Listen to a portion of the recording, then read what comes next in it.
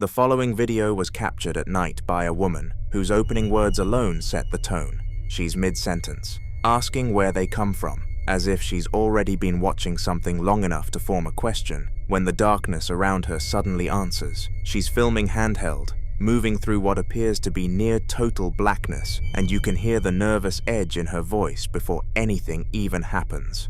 Watch. Where do they come from? Oh my god, where do they come from?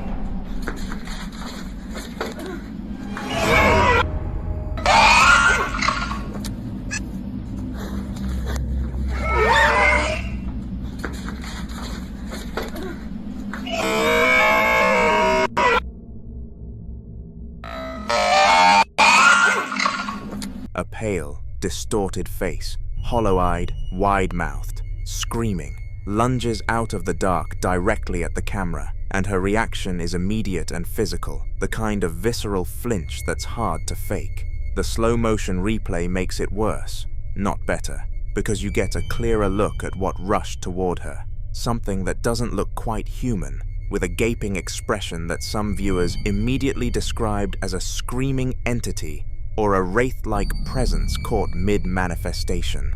Skeptics have pointed out the audio carries traces of processing, and the multiple replays suggest heavy editing, but others argue those replays exist precisely because whoever put this together wanted people to look closely, and when you do, the face is genuinely difficult to explain away as a trick of the light. It didn't stop there. In the second clip, two men are driving along a dark highway when something outside suddenly catches their attention. Watch closely. Online, the footage has been shared alongside claims that it shows a so-called rake, crawler, wendigo, or skinwalker pursuing the car. It's worth noting that these names come from very different traditions and internet folklore. Crawler I'm in a slide. Oh, stop!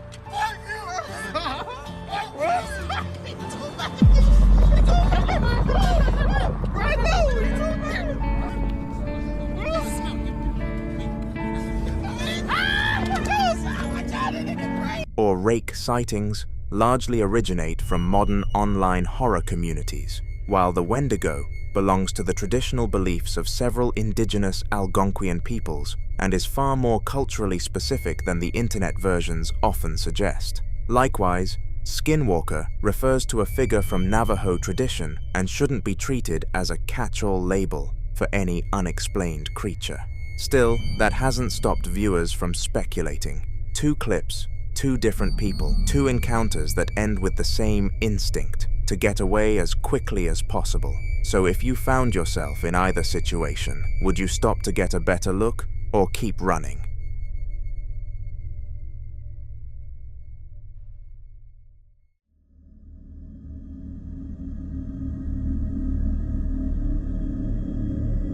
Now in this next clip, a group of paranormal investigators recorded what's being called one of the most compelling compilation reels to come out of Mexico. A top 10 list of encounters captured across multiple locations, from abandoned schools and dusty garages to active cemeteries and crumbling hotels.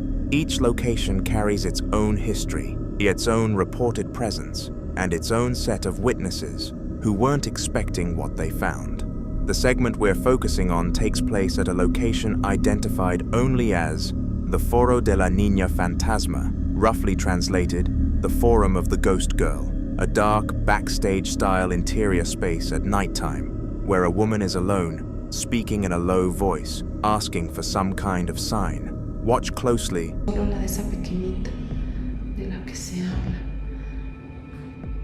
Yo quiero preguntar, y me estoy atreviendo a hacerlo estando sola en este lugar. ¡Ay! ¡Ay! ¡Ay! Dios mío, yo vi algo que corrió.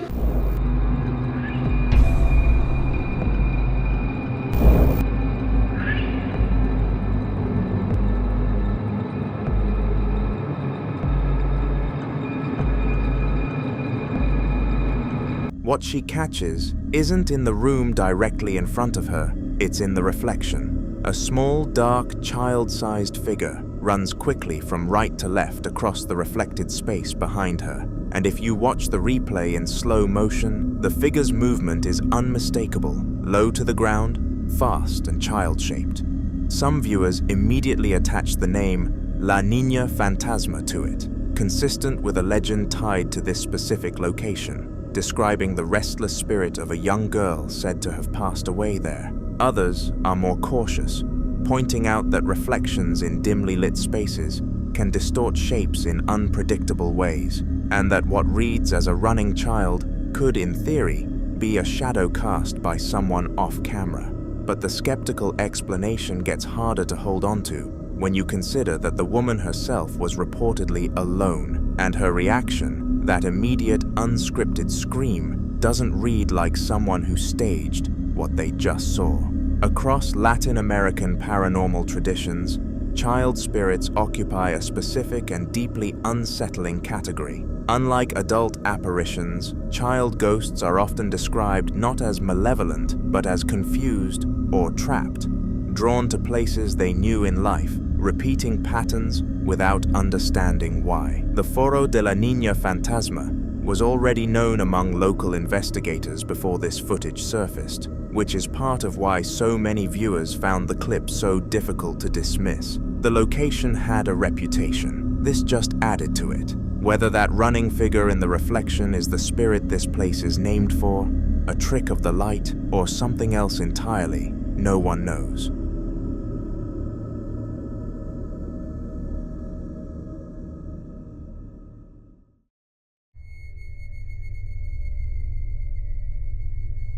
Quick thing before we continue, all of our videos are now available on Spotify too, so if that's somewhere you already find yourself late at night, every compilation we've made is waiting there for you. Whichever way you'd rather watch, the link's in the description. Now back to the video. Now in this next clip, a security camera inside what appears to be a workplace break room captures something that's difficult to explain away. The room is empty. A long wooden table surrounded by red-cushioned chairs, a laptop, a smartphone, and a white remote control sitting completely still on the table's surface. The overhead fluorescent lights cast that flat, clinical glow that makes the whole scene feel sterile and ordinary. Nothing about it suggests anything strange is about to happen. Watch.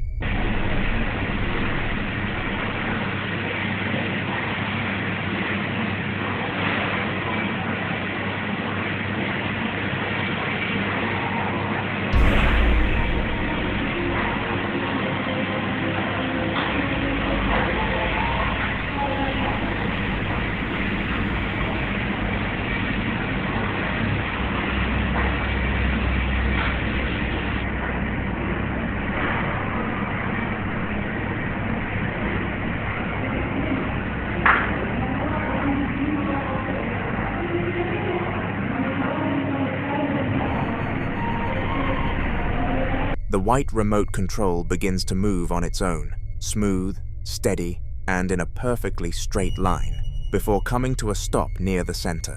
No vibration, no breeze, no person anywhere near it. The HVAC hum in the background doesn't change. The room doesn't change. The remote just moves. What makes it harder to dismiss than a typical sliding object clip is exactly that smoothness. It doesn't tip, wobble, or drop the way something would if it were nudged by a vibration. Skeptics have pointed to the low video resolution as cover for a fine string, and that's a fair argument, but no wire or thread catches the light at any point during the movement. Some believe this is a classic example of poltergeist activity, though in this case, the ghost said nothing at all.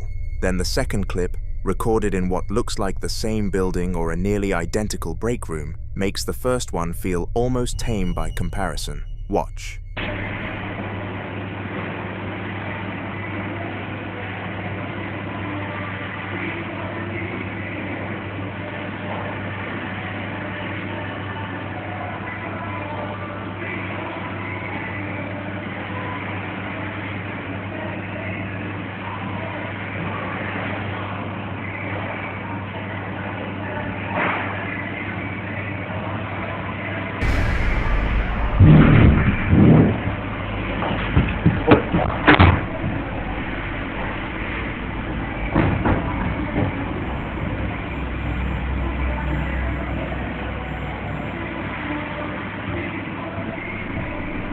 a green plastic cup sitting to his left suddenly moves violently sideways off the table, fast, horizontal, and completely unexplained. Poltergeist activity, according to many paranormal researchers, is said to be drawn to workplaces under stress, environments where frustration and exhaustion run high, where human emotional energy might act as a kind of fuel. One room, two incidents. Whether these are connected or coincidence, something in that building doesn't seem content to stay still.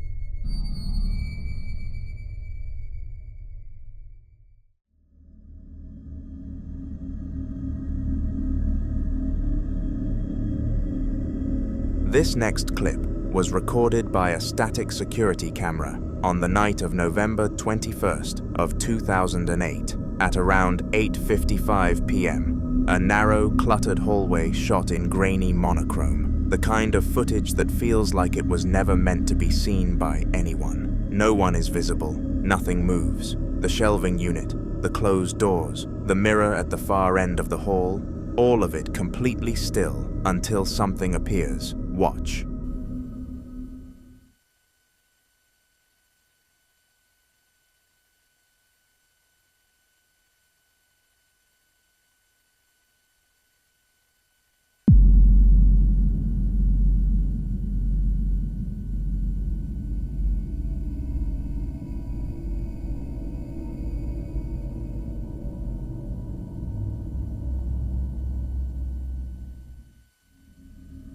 According to the investigators documenting the location, the homeowners had long reported seeing what they described as a small, child-sized figure that would occasionally peek around corners or briefly appear at the ends of hallways before disappearing again. On the night this footage was captured, the investigation team had established their base just beyond the doorway at the end of the hall. So if you watch the left side of the doorway carefully, a dark shape appears to slowly lean out from behind the wall, as though peering down the hallway toward the investigators. It pauses for only a moment, then quietly slips back out of sight.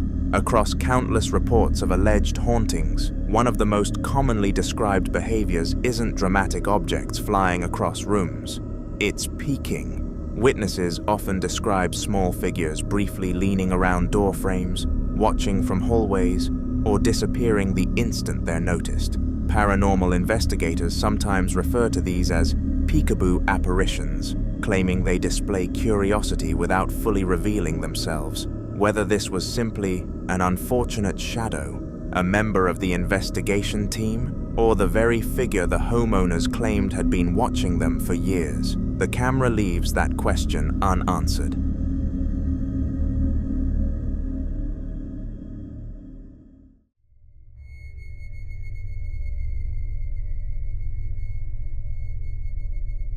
This next clip dates back to January of 2008, when a group of friends decided to investigate something that had been bothering them for nearly a year. Strange sounds coming from the crawl space beneath their house. According to the man doing most of the talking, they'd been hearing noises down there for months, always assuming it was a cat or some small animal. But every time they went to check, there was nothing, no animals, no signs of anything living. He says objects would move on their own, and if you just sat there long enough, you'd see it happen.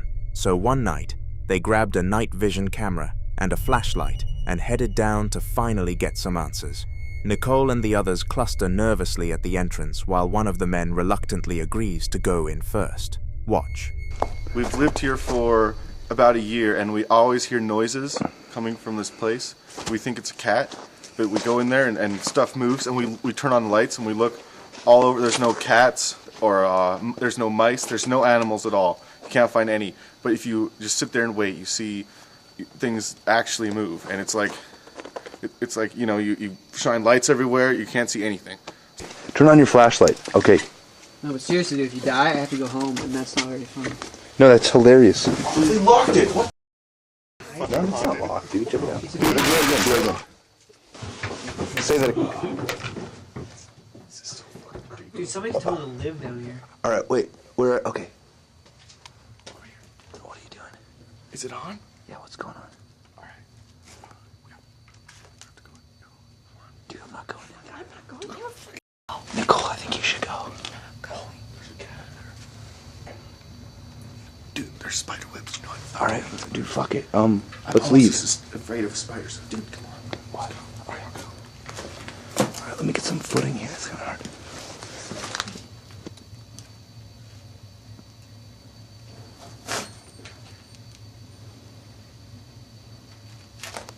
Dude, just go. Hurry up. You fucking go. Oh shit! Dude! What was? Get it! Go! After seeing the white figure and hearing the noise, the group doesn't hesitate. They scatter instantly, screaming and bolting in every direction. But what caused that sound is still unclear. No animal, no person, and no obvious explanation has ever been attached to it. What do you think it was?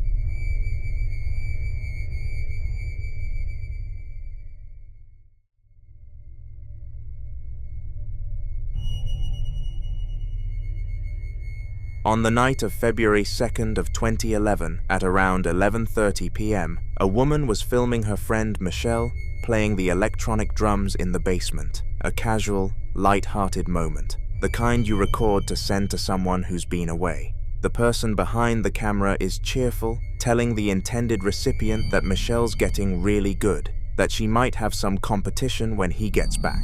Nobody in that basement has any idea anything is wrong. Watch. Are you videotaping? Yeah, it's for Stan. I won't break them. Michelle's getting like really good at the drums. So you might have some competition when you get back. We love you. We'll see you soon.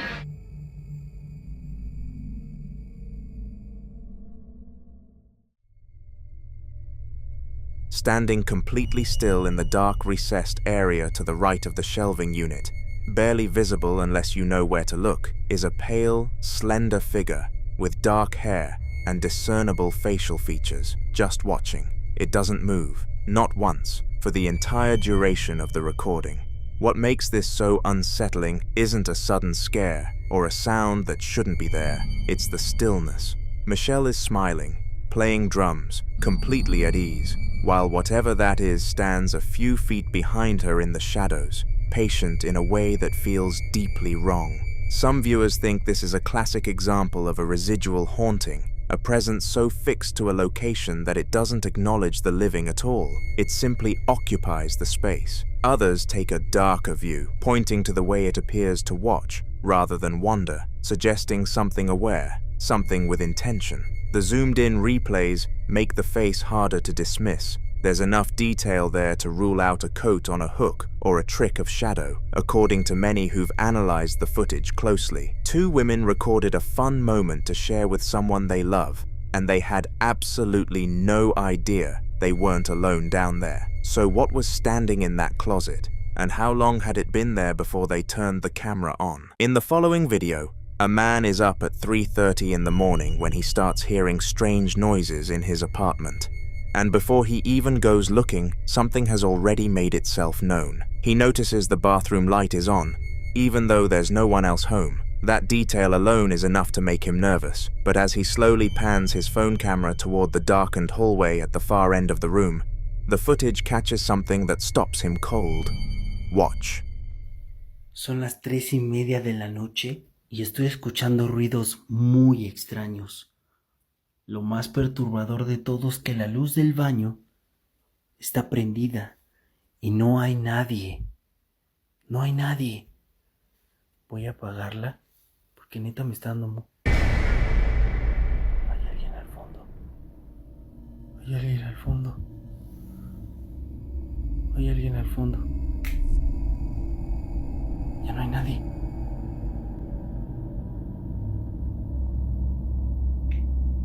Ahí está. ¿Pero por qué? Si la prendo desaparece. No hay nada. No hay nada. What the fuck? A tall, featureless black silhouette stands motionless in the doorway, solid, dark, and unmistakably humanoid. But what makes this harder to explain is what happens when the lights are switched on. It vanishes instantly, without a trace. And then, the moment the lights go off again, it's back. Same spot, same shape, same stillness. He repeats the test. Lights on, lights off, and the figure responds both times, as if it's tethered to the darkness itself. Some viewers think it's a shadow person, a term used widely in paranormal communities to describe dark humanoid figures that seem to operate at the edges of human perception, often spotted in peripheral vision or in low light. Others insist it's a trick of shadows from a specific object in the room, catching the bathroom light at an angle. But if that were true, flipping the main lights on would just replace one shadow with another, not erase the figure entirely. That distinction is what keeps this one so hard to dismiss. The following night, he's drawn back into another investigation, this time above his apartment, where he'd been hearing noises on the rooftop. He grabs his phone and heads up the concrete stairwell in the dark, and almost immediately, something responds. Listen closely. Ayer estaba escuchando ruidos muy extraños arriba de mi departamento y decidí subir a grabar.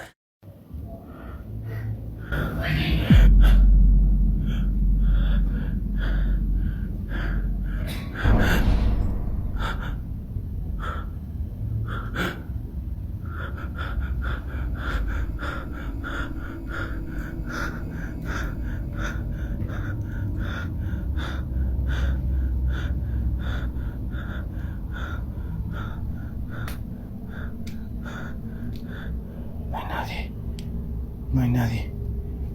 Y esto tiene candado, no se puede abrir. No se puede abrir. ¡Qué mierda!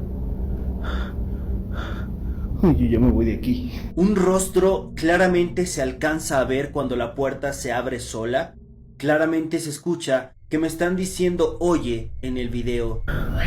A faint voice whispers the word oye, Spanish for hey, just as he starts moving, before he's said a word. Then, at the top of the stairs, the heavy wooden door swings open on its own, slowly and without any contact. And in the brief gap between the door and the wall, something pale and face-shaped appears for just a moment, with two dark hollows where the eyes would be. He checks the rooftop, finds nobody, confirms the fenced area is padlocked shut, and gets out.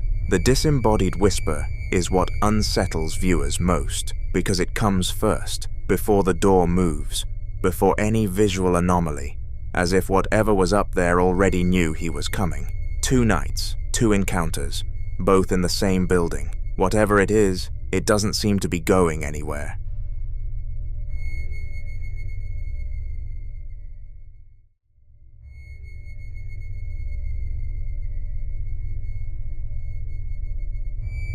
In this next clip, a group of investigators have set up a Hikvision thermal imaging camera in what appears to be a hallway or entryway. White walls, grey tile, a pair of white-paned doors, and the conversation in the background is relaxed, almost casual, the kind of atmosphere you get when people are confident in their equipment and just waiting to see what it picks up. Watch.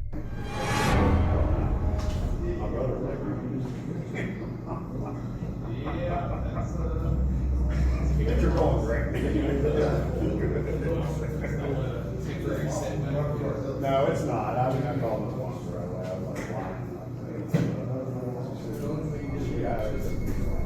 The thermal display shows a persistent, human-sized heat signature sitting directly on those doors, warm yellows and reds clustered in a shape that the crosshair is already tracking. But when the camera pans to show the actual doors in normal view, there's nobody there. No one standing, no one visible through the glass. Many investigators believe heat signatures like this are residual energy, a presence that registers on thermal sensors precisely because it's no longer fully physical. Others think the explanation is simpler, a warm pipe behind the wall, sunlight absorbed in the material. But the signature stays consistent throughout, and you have to ask yourself, what exactly is standing at that door?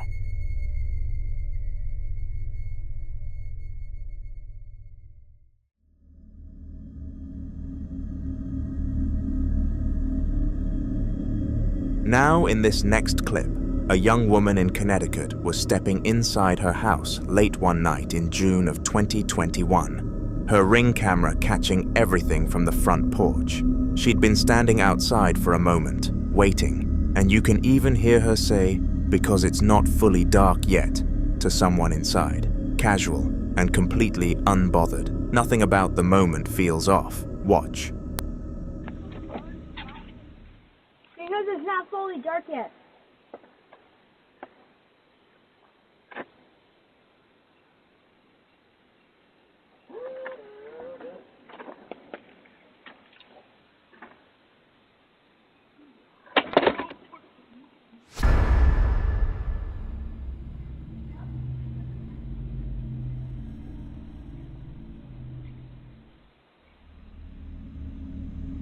The second she steps inside, a pale figure suddenly passes through the background, moving down the street, and many viewers immediately compare it to the appearance of a ghost. Some viewers tried explaining it away as a person walking under poor lighting conditions, but others pointed out how unusual the movement feels, especially because the figure doesn't appear to react to its surroundings at all. It simply passes by in silence, almost like it had somewhere specific to go. And that detail taps directly into one of the oldest paranormal ideas.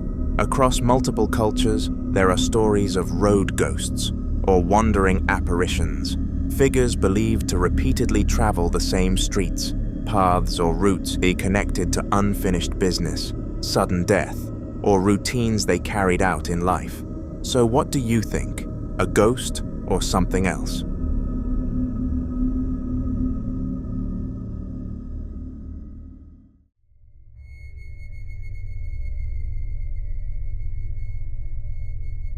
The following two clips were both recorded in what appears to be the same industrial facility, a backroom space with concrete floors, pale green walls, and the low hum of fluorescent lighting overhead.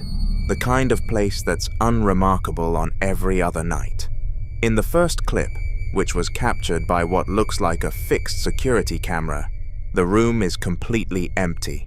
No one is working late. No one is walking through. Just a metal garment rack with clothes hanging on it, a pair of rubber boots on the floor, and two clad white doors on the left wall. For nearly a full minute, absolutely nothing happens. Watch.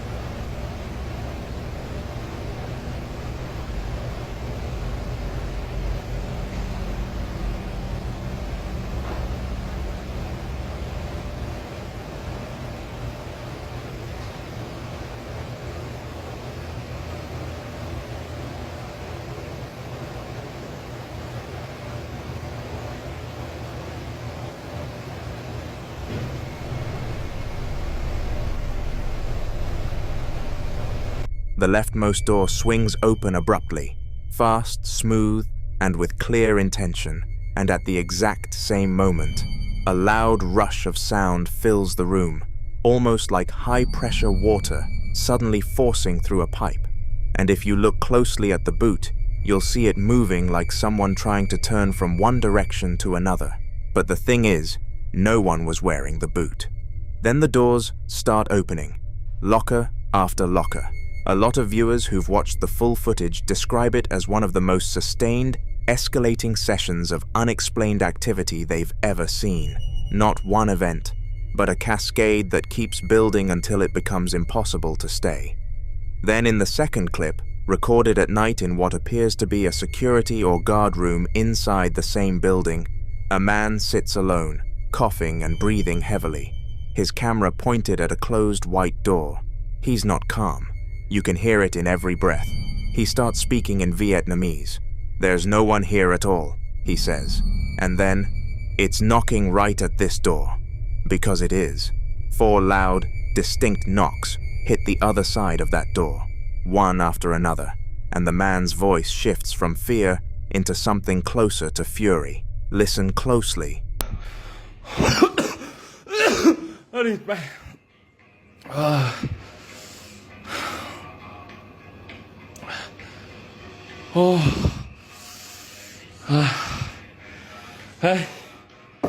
Đấy địt mẹ.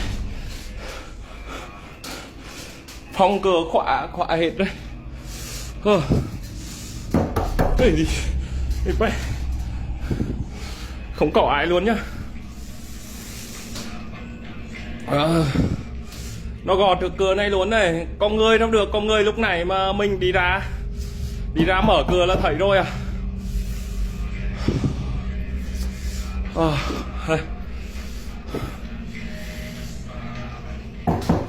Mẹ nhà mày. Mẹ. Nhịt mẹ. Gò đi.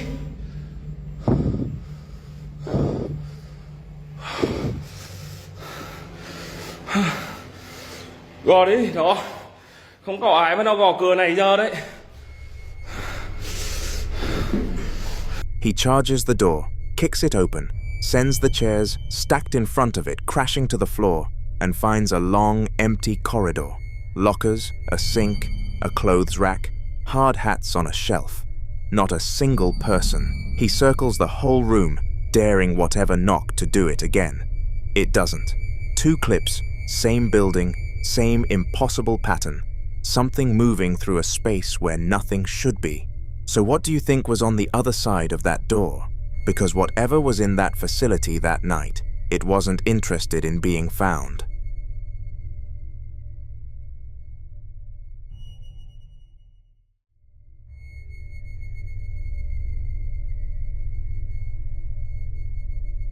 In this next clip, a man is home alone at night when something inside his own house turns violent. He's been filming, seemingly documenting something that's already been going on, when out of nowhere, a loud, aggressive banging erupts from somewhere unseen, rhythmic and heavy, like something is slamming the floor or ceiling repeatedly without stopping. He moves through the dark rooms in a panic, camera shaking, calling out, trying to figure out where it's coming from. It doesn't stop. He runs, slams a door behind him, and within seconds the banging hits the door he just closed. 3 heavy strikes, each one deliberate, each one telling him it knows exactly where he went. Watch.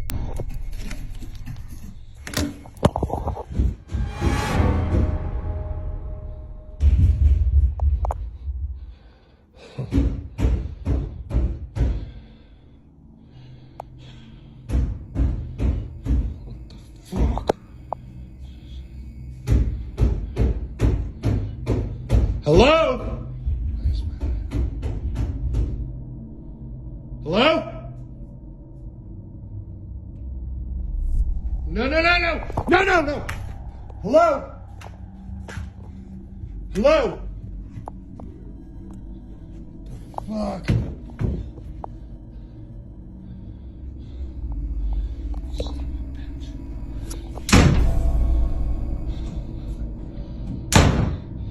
Hello? What do you want?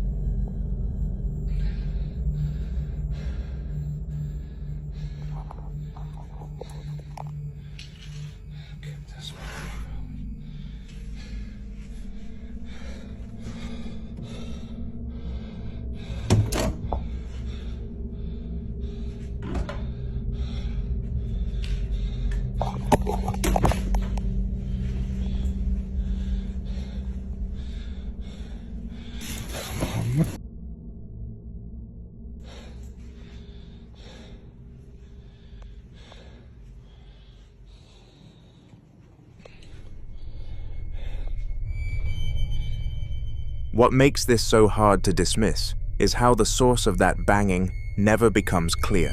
No person appears.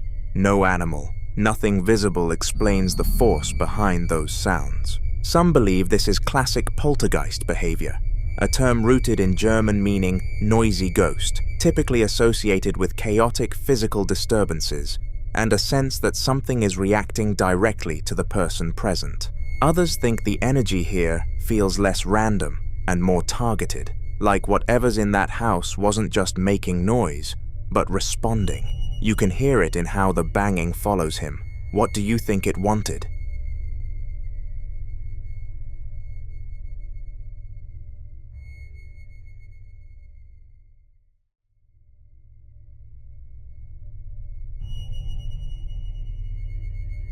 This next video comes from a tattoo studio in Chihuahua, Mexico, where a man had been receiving security alerts about movement and strange noises in his shop, a place he describes as increasingly difficult to be around, to the point where he and those close to him hadn't been sleeping properly for days. On this particular night, he heads back to the studio after getting one of those alerts, unlocks the front door, and steps inside to find the room strangely cool despite the heat outside.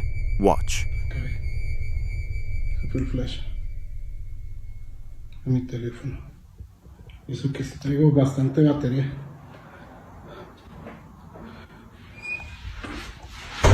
Ay, no mames. Se cerró la puerta.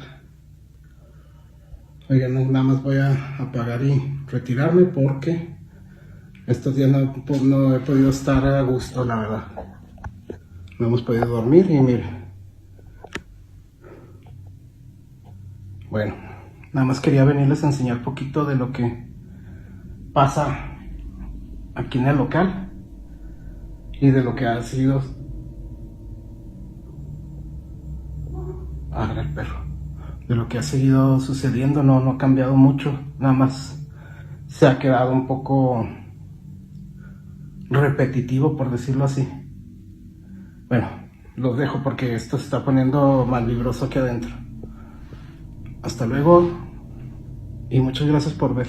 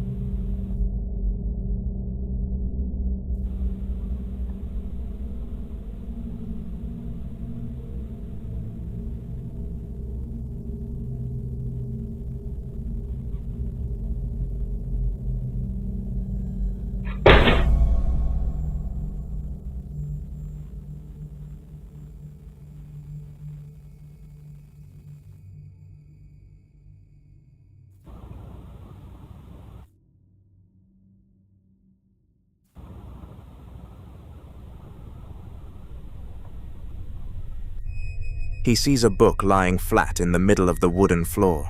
The title of that book? El Diablo me obligó. The devil made me do it.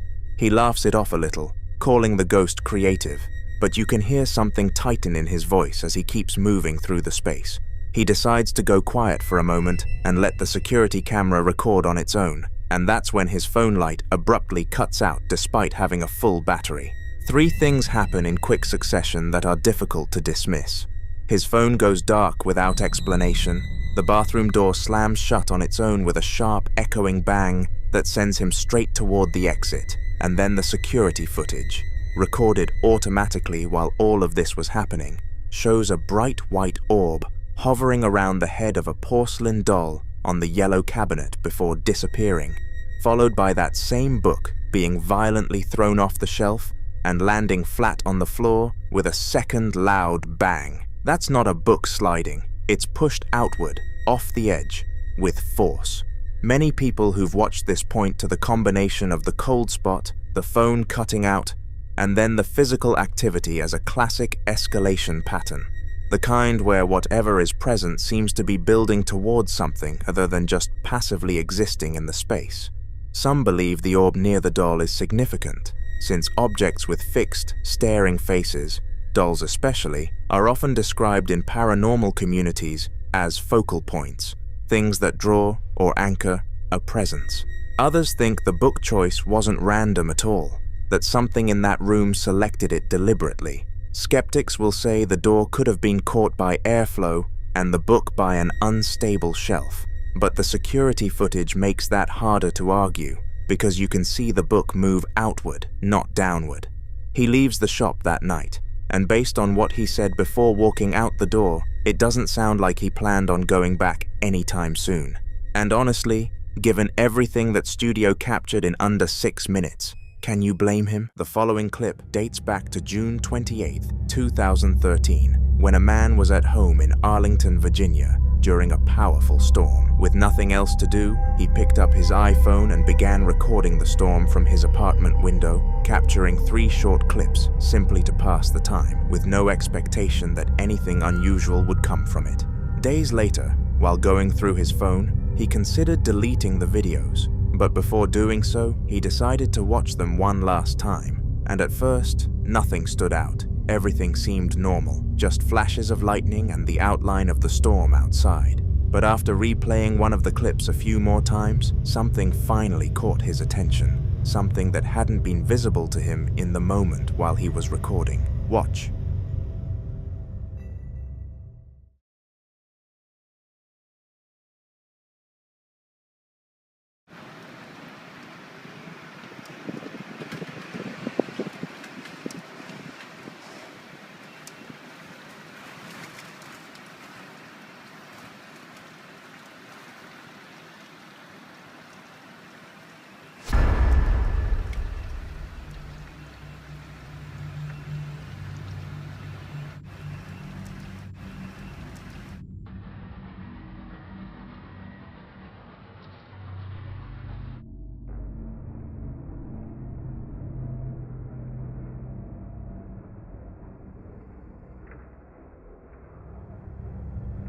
For a brief moment, the faint figure of what appears to be a girl, or possibly a woman, can be seen standing near the window.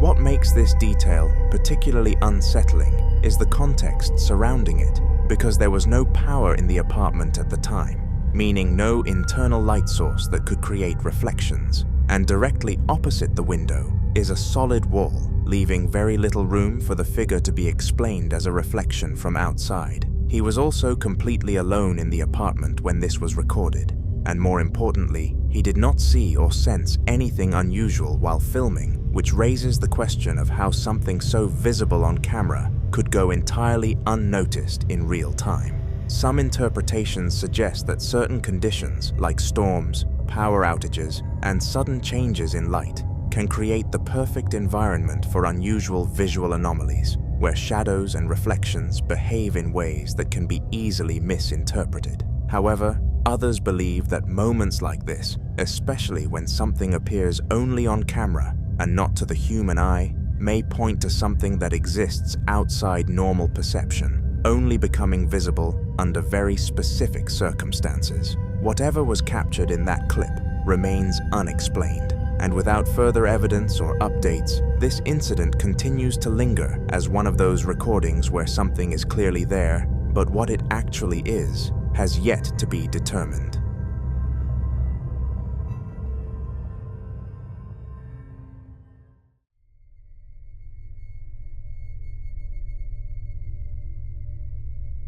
In this next video, a cafe that now serves customers every day was once an old hardware store, a place that already carried years of history before it was ever transformed. But what makes this location particularly unsettling isn't just its age, it's what reportedly happened there, because according to accounts tied to the previous owners, the original owner's son passed away inside that very building about 9 years ago, leaving behind a story that didn't end when the place changed hands. The new owners began noticing something strange not long after moving in, because every afternoon at exactly 3 p.m., long after the cafe had closed and everyone had left, they would hear distinct footsteps moving through the space, slow, steady, and consistent, as though someone was walking through the cafe during hours when it should have been completely empty. Curious and unsettled, they decided to set up a camera to see if anything could explain the sounds they had been hearing. This is what they found.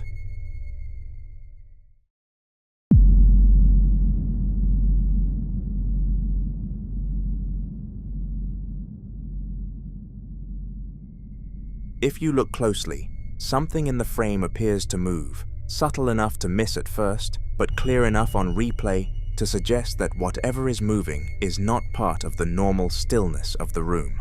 In other recordings, they captured additional activity inside the cafe. Watch.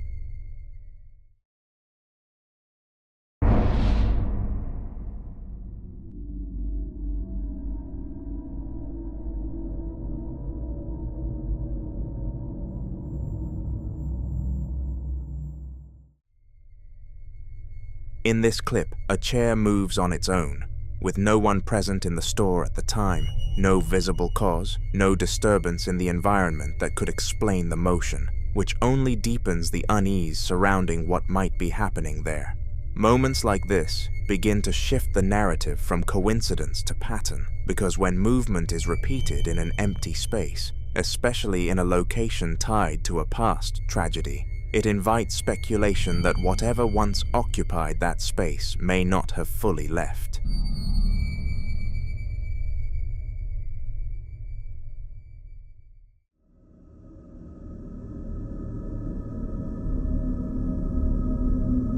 Now in this next video, a man named Troy begins documenting a series of disturbing events happening inside his home, and from the very beginning, there's a clear pattern to it all. Because whatever is present doesn't simply move things randomly. It almost feels like something is attempting to rearrange the space to its own preference, only for it to come off as chaotic and destructive, leaving rooms in disarray as though an unseen presence is constantly interfering with the natural order of the house.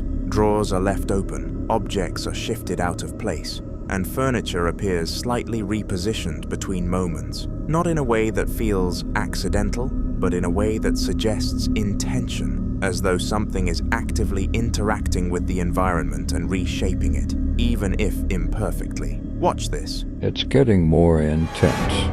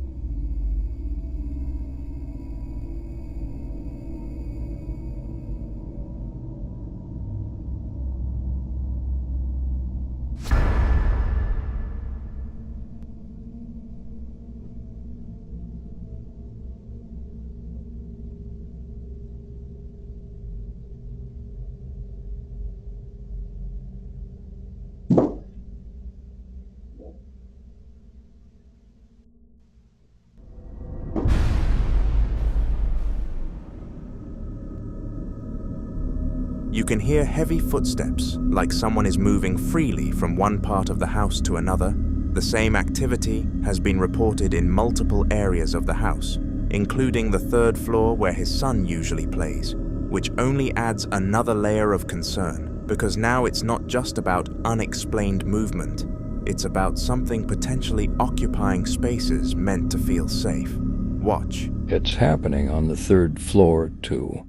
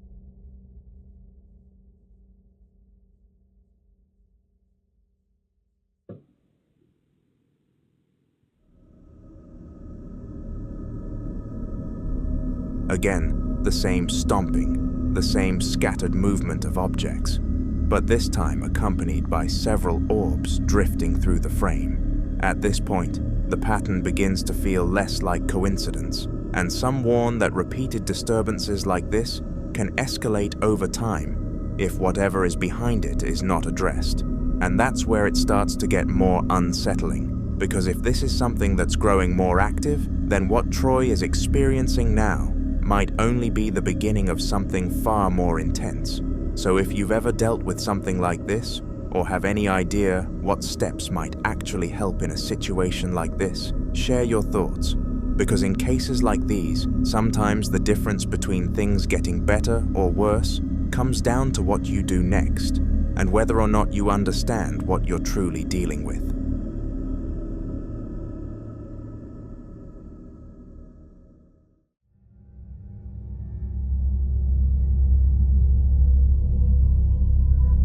In this next video, two sisters are home alone inside their bedroom when their house alarm suddenly goes off. I'm recording. Wait.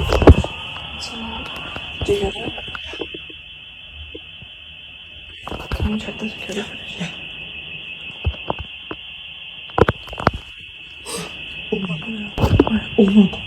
The security app shows the front door wide open, as if someone has just walked in.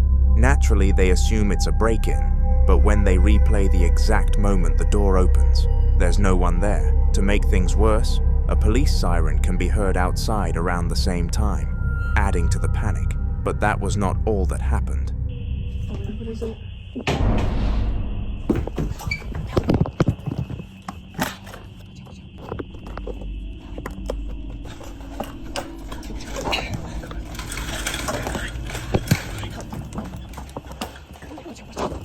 They hear their bedroom door open. Convinced someone is inside the house, they make a split-second decision to escape through the window.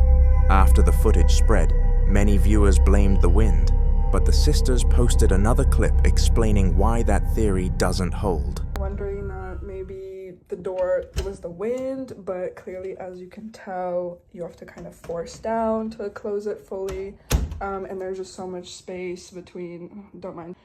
There's kind of like a huge distance, so there's no way the wind could have gotten that. After explaining the door situation, they showed what completely changed their perspective. A moment captured on camera that made them question everything they thought they knew about that day. Take a look.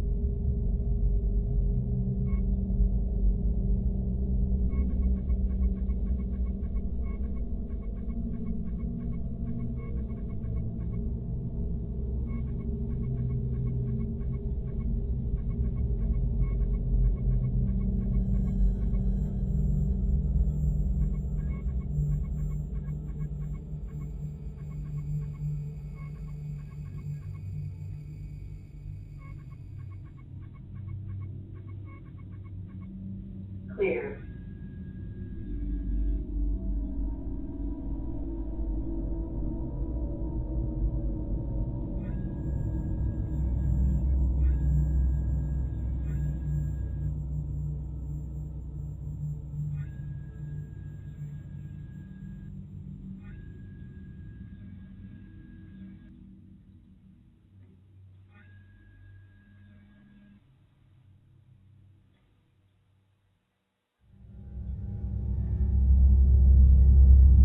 small, shadowy figure dashes past the camera. It moves incredibly fast, too fast to clearly define. There are no visible features, no clear arms, legs, or face, just a dark mass that crosses the frame and disappears. And if you look closely, the motion camera seems to adjust, almost like it's tracking something moving freely through the house. The sisters say this is a new build, not an old property with some long-forgotten history. So the typical house history explanation wasn't even on their radar. But the sequence is what unsettles them most. The front door opening first, then the bedroom door, then the shadow figure appearing inside. They believe something forced its way in. And that raises an earlier question. If something unseen opened the front door, could it have also opened the bedroom door? Skeptics might argue camera glitches, motion blur, pressure differences in the house, or even a small animal moving quickly past the lens. Security cameras, especially in low light, can distort shapes and exaggerate speed. But the sequence of events, alarm, door opening, bedroom door moving, shadow figure, happening back to back is what unsettles most viewers. So what do you think? A chain of coincidences and technical quirks, or something that entered that house and moved through it freely?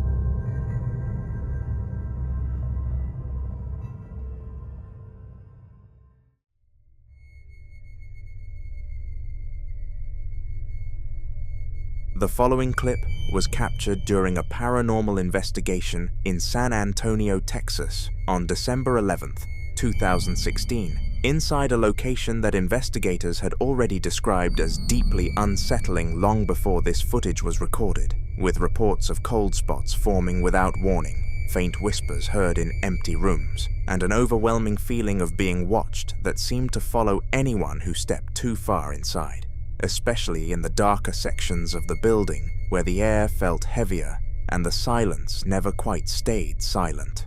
According to those familiar with the location, it wasn't uncommon for equipment to malfunction or spike unexpectedly, as though something unseen was interfering with the environment, and there had even been previous claims of shadowy figures moving just out of sight, never fully visible, but always close enough to be noticed. Watch.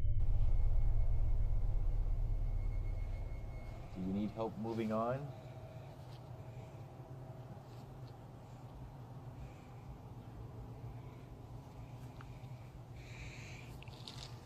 Alright, so let's put this shit back. Let's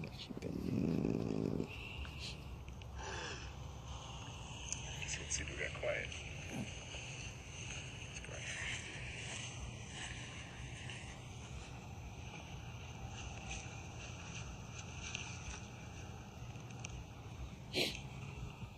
Is there anyone here right now?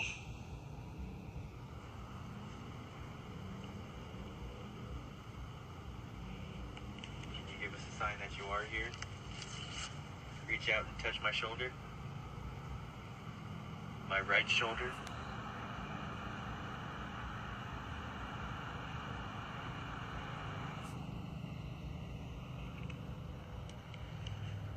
Give my jacket a quick tug. If anyone's here, could you please state your name?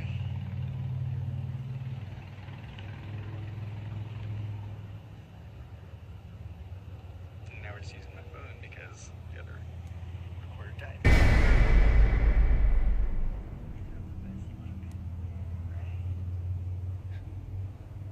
Whoa, that was weird. I think. What? I think I panned over here and it looked like What appears in the footage is difficult to dismiss because a white mass suddenly darts from left to right with a speed that doesn't quite match anything physical in the space before it seems to shift direction and reach toward the investigator, a movement that feels almost reactive rather than random. The way it moves has led many to believe this isn't simply dust or camera interference, but a ghost, especially because of its shape, its direction, and the timing of its appearance. Moments like this tend to blur the line between explanation and speculation, because while there are always attempts to rationalize what's seen, the behavior of whatever appears in this clip doesn't settle easily into a clear or comfortable answer. leaving behind a moment that continues to raise more questions than it resolves. And for now, whatever was captured in that investigation remains a mystery. The following video was captured by a man who had already grown used to being woken up in the middle of the night by things he couldn't explain, to the point where it had become a routine, something he no longer questioned immediately, but instead documented, almost as if he knew that whatever was happening would eventually show itself on camera.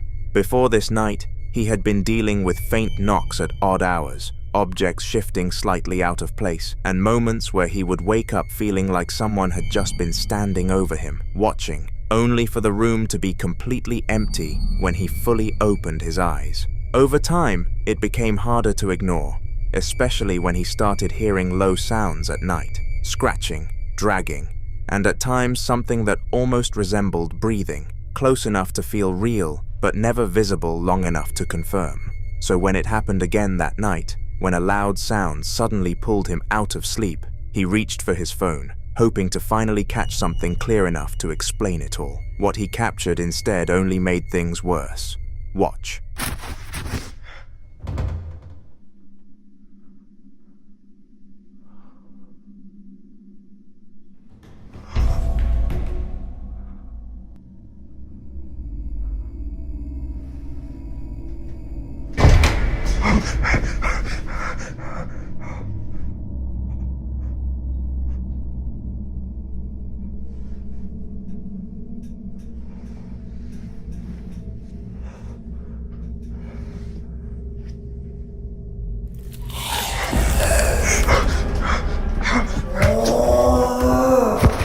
The door creaks open first, slow and deliberate, with no one near it. Then a small black creature lunges onto the bed directly at him, letting out a shriek that doesn't sound like anything domestic, followed by a deep growl. Many would immediately label something like this as a demonic presence, and in many reported cases, it's said that when something like this begins to feel comfortable within a space, when it's no longer hiding or limiting itself to small signs, it can escalate even further, sometimes attempting to influence or even possess the person living there.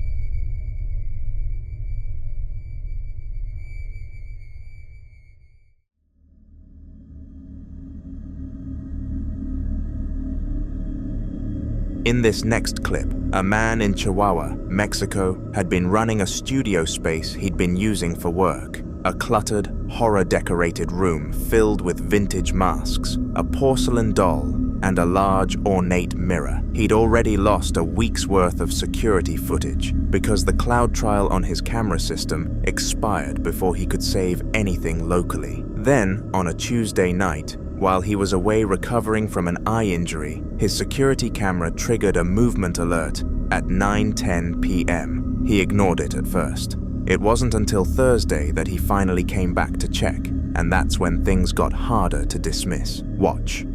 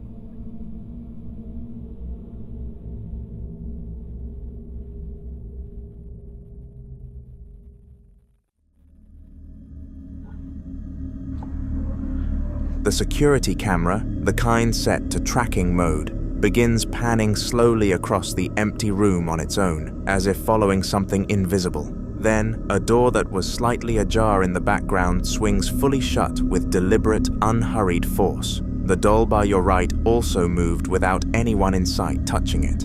When the man arrives with his handheld camera that same night, he walks to a corner of the floor near the desk, a floor he says he'd left spotless, and points the light downward. Have a look. Fijé un poco. Yo había dejado limpio. Y hay unas huellas ahí. Esos días hizo bastante frío, hizo mucho frío. Bueno, para que alguien anduviera descalzo, lo dudo mucho. Para la gente de aquí de Chihuahua sabe que no se puede andar uno descalzo en la calle. Y luego miren, yo calzo del 9. Ese pie es enorme, está muy grande. No es mi pie. O sea, la verdad sí está muy grande el pie. Y le digo, oí pasos. A large, dirty, barefoot print on the floor. He holds his own shoe next to it for comparison. He wears a size 9, and the print is noticeably bigger, both in length and width. There was no sign of forced entry, so from that point on, the debate around what's causing all of this only intensified. Some people are convinced the activity is tied to a large mirror he brought into the studio. According to him, the strange occurrences began almost immediately after the mirror arrived. In paranormal belief, mirrors are often considered portals, reflective surfaces believed to thin the boundary between spaces. Many cultures warn that mirrors can act as gateways, allowing entities to observe, attach, or even pass through. If that's the case here, it could explain the sense of being watched, the movement being tracked, and the idea that something is present without fully manifesting. But others believe the mirror isn't the source, it's the doll.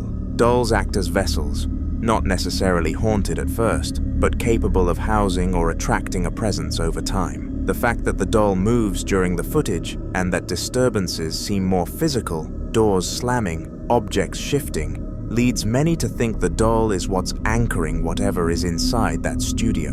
And then there are those who think it isn't one or the other, but both. Some believe the mirror may have opened the door, and the doll became the place where whatever came through decided to stay. Until more updates are shared, this remains unsolved.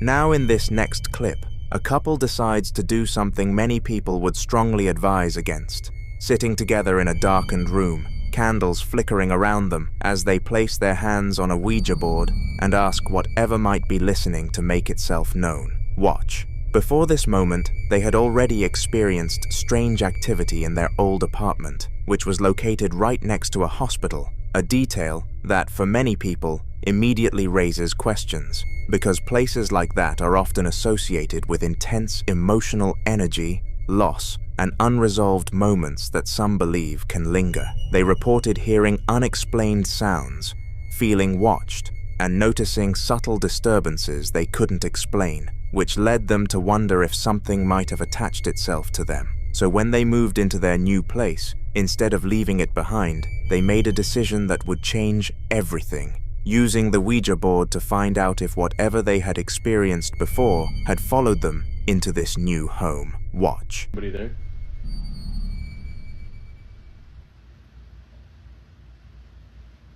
Is anybody there? Can you give us a sign? Can you give us a sign?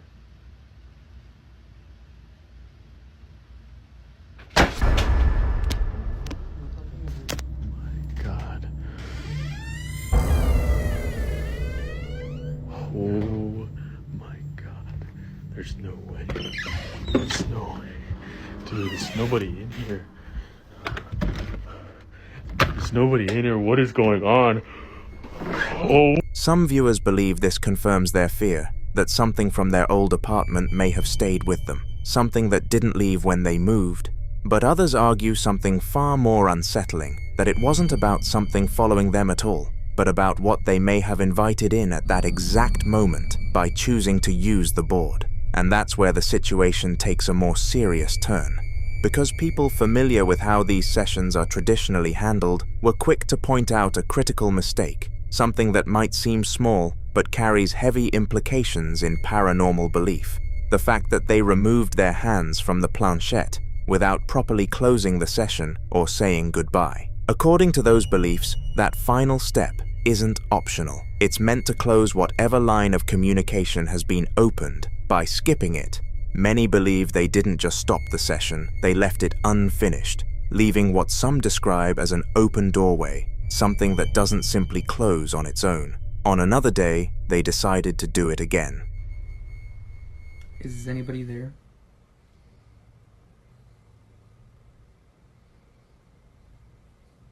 Is anybody there?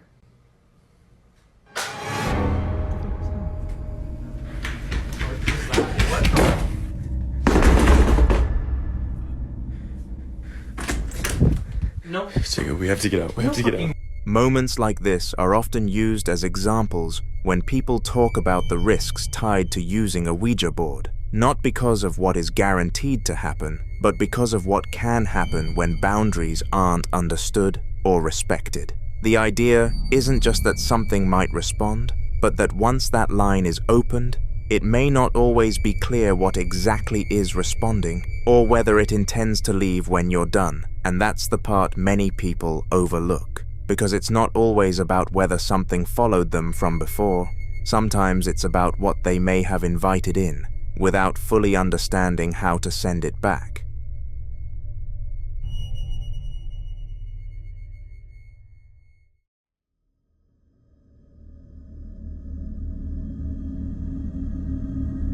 This next video was recorded by a man who has been documenting what he describes as an increasingly aggressive haunting inside his home. And by the time this footage begins, he's already terrified before he even reaches the bottom of the stairs. It started with smaller disturbances, noises in the night, his dog refusing to behave normally downstairs, a growing sense that whatever was in the house was no longer passive. He blames the spirits for recent bad luck in his life, including a car accident, and on this particular night, he grabs his phone and heads downstairs because something has set his dog off again. Watch. Nouvelle vidéo, on entend du bruit, mon chien s'est énervé d'un coup. Devient catastrophique. Les esprits deviennent agressifs. Oui, j'arrive, ma fille. Et pire, c'est qu'ils me portent la poisse. Là, il y a 2 jours, les gendarmes m'ont rentré dans la voiture. Elle était devant chez moi, mais la voiture est épave. Beaucoup de chance. Beaucoup de chance. Et l'excuse, c'est le café avait une poussière dans l'œil. Vous y croyez, vous? Ben, moi, malheureusement. Oh putain, c'est quoi ce bordel encore, putain. Ça fait que ça, c'est incroyable. On essaie de trouver des solutions, mais il n'y a rien qui marche. Cherche, mon chien, cherche. Il y a quelque chose? Oh putain. Ça devient bizarre. What the... Oh putain, ça m'a piqué. Ah. Putain, c'est quoi ça? Mais c'est quoi ce délire? C'est quoi ce délire, putain de merde? Oh là là.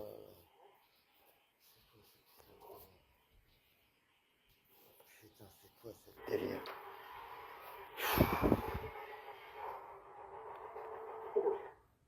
Putain de merde. Ça devient n'importe quoi ce baraque. Si vous avez des idées, des conseils. Ah, des idées, des conseils, je suis preneur. Honnêtement, ça... Oh putain, c'était quoi ça? Oh fuck off. Oh sa mère. C'était quoi ça, putain? C'était quoi cette merde? Fille. Ah, putain. Ah, fille, qu'est-ce qui t'arrive? Non. Non. Mais non. C'est quoi ce délire? Mais c'est quoi ce délire, putain de ça? C'est quoi ce voix de sa mère? Putain. Sa mère. He claims to feel fingers pressing along his spine, then shouts out in pain as the camera lurches violently, as if something struck him. Then it got worse.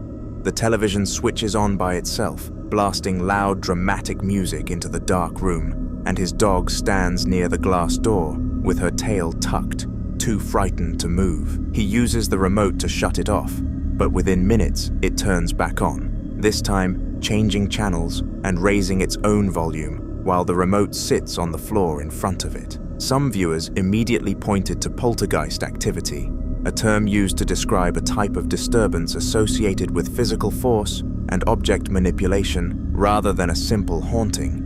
But the man's response to all of this is what makes the second clip even more unsettling, because rather than leave, he keeps confronting it. Watch. Prochaine vidéo, j'ai décidé de me battre contre cette chose malveillante. Horrible.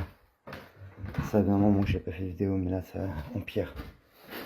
De jour en jour. Des marques, des griffes. C'est insupportable. Putain. Ah, c'est toi qui me fais peur. Alors, il y a quelqu'un? Putain, c'est insupportable.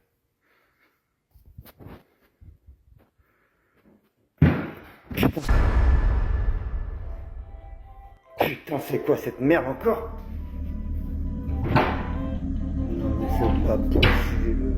He descends the same staircase again, speaking in a tense, hushed voice, saying things are getting worse day by day. Marks, scratches, unbearable. His dog startles him in the dark. Then a loud bang erupts from somewhere off camera.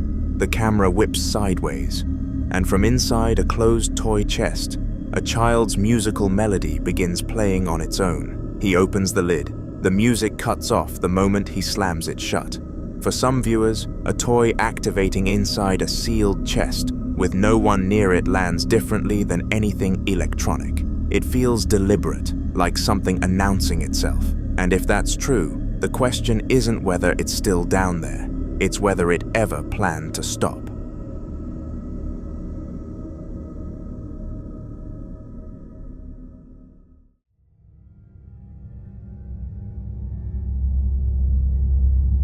Now in this next clip, a man is riding his motorcycle alone down a dark, isolated road at night, heading to a wedding, when something on the roadside stops him cold. At that hour, there's usually nothing to see except the road ahead, so when something appears in the distance, it immediately stands out. Watch.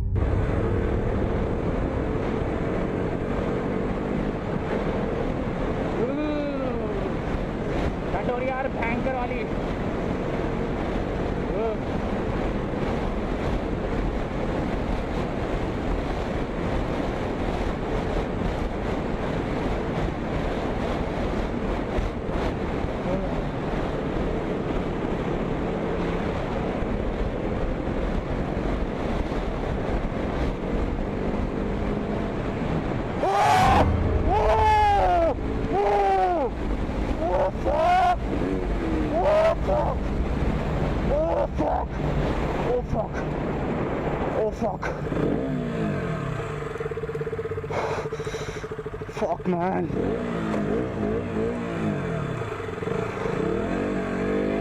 Oh, fuck, bastard! Oh, shit! Oh, shit, man! Oh, shit, man! Oh!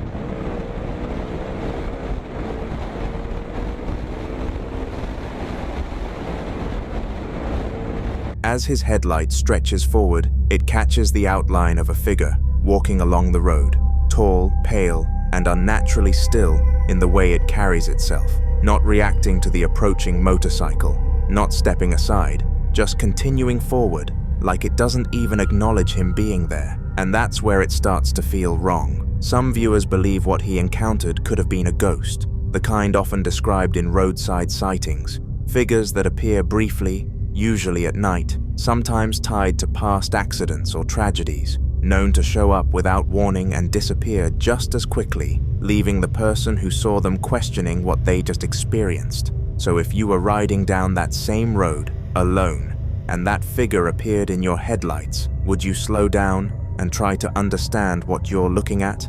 Or would you keep going and not look back?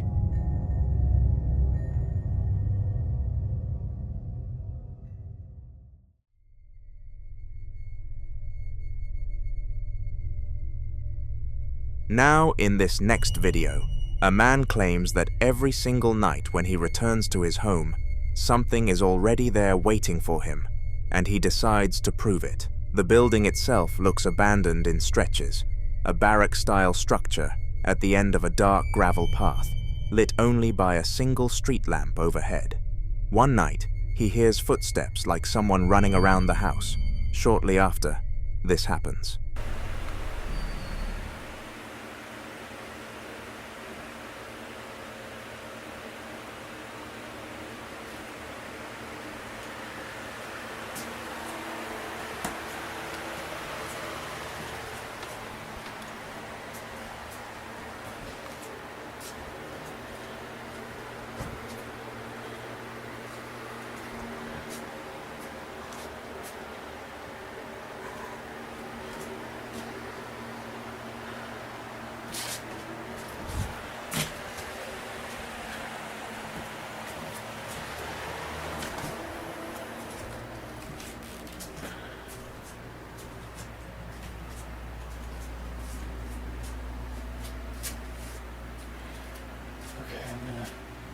I don't know what that was, so I'm gonna set up my camera here. I can watch down the hallway.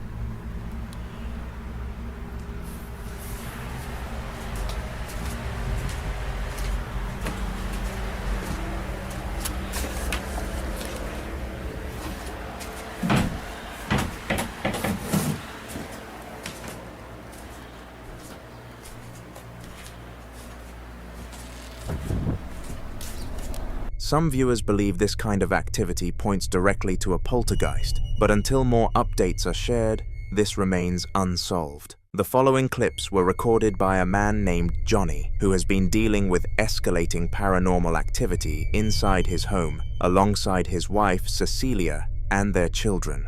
And what started as something unsettling quickly became one of the most terrifying documented cases of vocal mimicry caught on camera. The first clip begins at night, with Johnny in a clear state of panic, moving fast through the house before rushing to unlock the front door with his keys. Watch.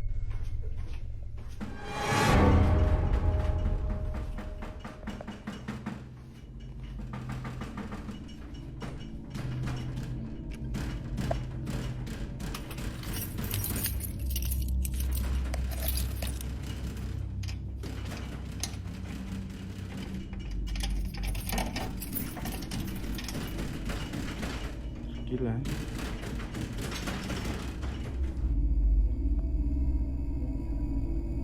¿Qué quieres? Oye, ¿escuchas? ¿Qué quieres?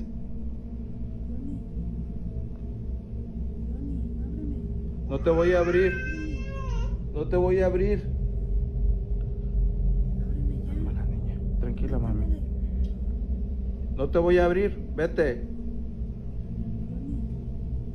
Oye, no manches, ¿viste?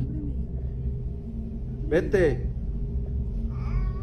Esto es impresionante. Lárgate, lárgate de aquí. No te voy a abrir, lárgate. Lárgate. Tú no perteneces aquí. Vete.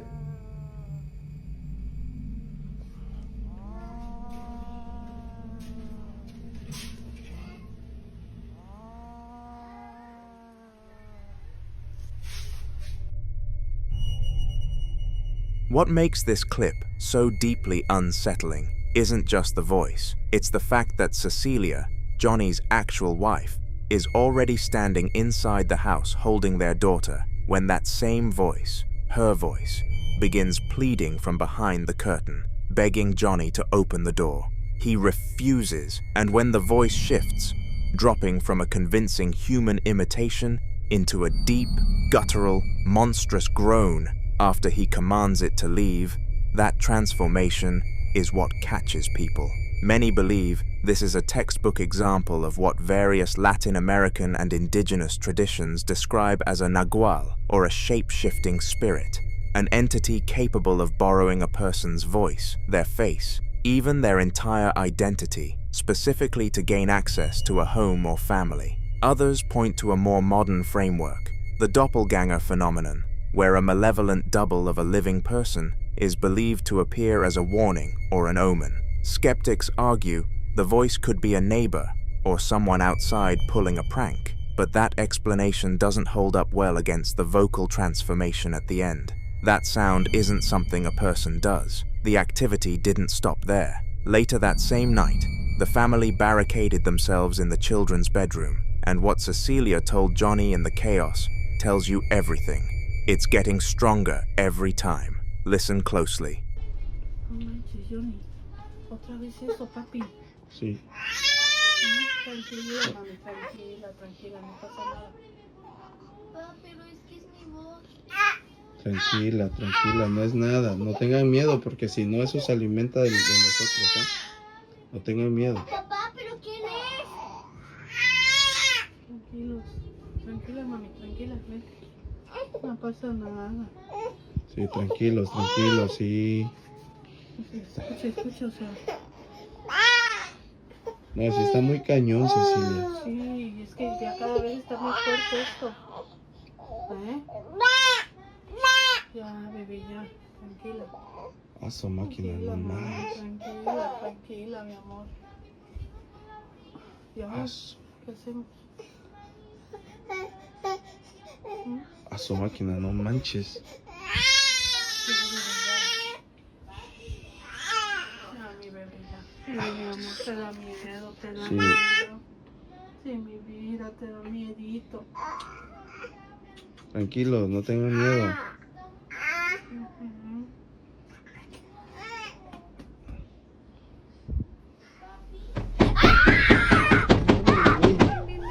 No manches, tranquilos. No,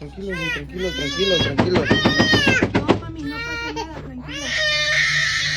No manches, güey. Espérense aquí, tranquilos. No mames, güey.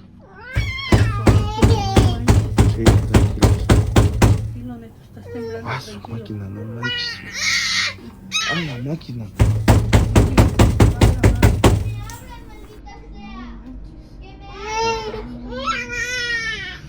Yo creo que me voy con mi mamá ya. Sí, hay que irnos. The banging that erupts on that door is violent. Not a knock, not a rattle, but something trying to break through, and then comes the voice, low and demonic, screaming for them to open up. Young Ernesto is shaking, but Johnny keeps telling the children not to be afraid, because whatever this is, He believes it feeds on that fear, which suggests this family has been living with this long enough to understand its behavior. That awareness alone is chilling. The entity had already mimicked Johnny's wife outside the house, then mimicked one of the children's voices, and now it's at the bedroom door, with a sound that no longer pretends to be human at all. A clear escalation from deception to aggression. Some who've studied accounts like this believe the mimicry phase is a probing tactic, testing which voice will get the door opened, and when that fails, the mask comes off entirely. Cecilia says she needs to call her mother, and given what comes next, that instinct seems right. This is a separate recording from the same home, captured on a security camera on the night of January 3rd of 2026, and it was filmed silently, with no audio. Watch. Amigos, quiero que vean este clip de la cámara de seguridad que está de aquel lado, allá en la esquina.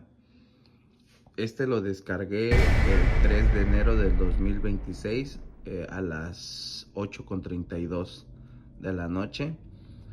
Fue grabado, si no me estoy equivocando, el 2, porque yo siempre un día antes, un día después, mejor dicho, reviso las grabaciones de un día antes. Y pues bueno, han de haber sido del 2 de enero. Y la hora sí me acuerdo claramente que fue a las 3 de la madrugada. Quiero que lo vean ustedes bien. Voy a tener el sonido bajo porque de hecho se escucha una interferencia bastante fuerte. Pero denme ustedes su opinión, obsérvenlo bien a detalle todo y pues ustedes me dicen, ¿no?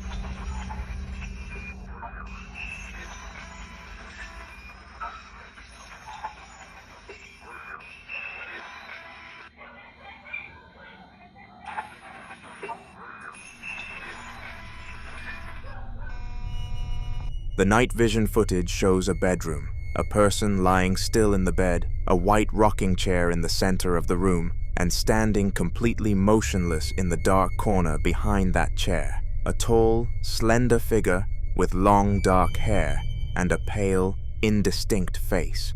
Then the chair begins to rock on its own, slow and rhythmic, while the figure stays where it was.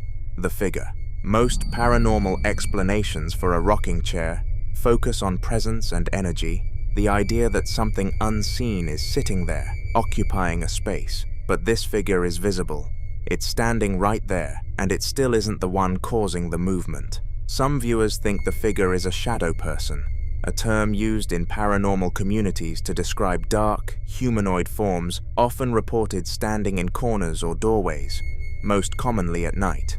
Others, given the long hair and pale face, gravitate toward a different kind of presence entirely, one tied to the same family of entities described in Latin American folklore as La Llorona, or a similar wandering spirit drawn to homes with children.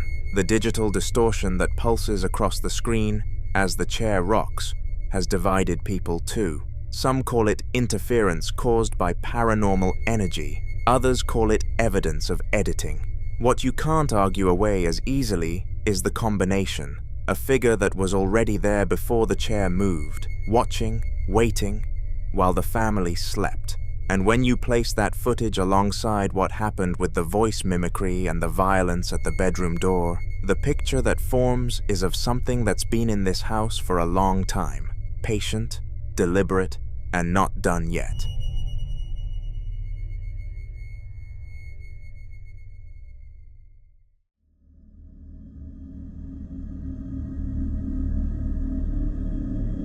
Now in this next clip, a group of men are reviewing security camera footage late at night, the kind of casual walkthrough where you're mostly expecting to find nothing. The camera they're reviewing is in black and white night vision, pointed at the exterior of a building with exposed wooden rafters running along the top.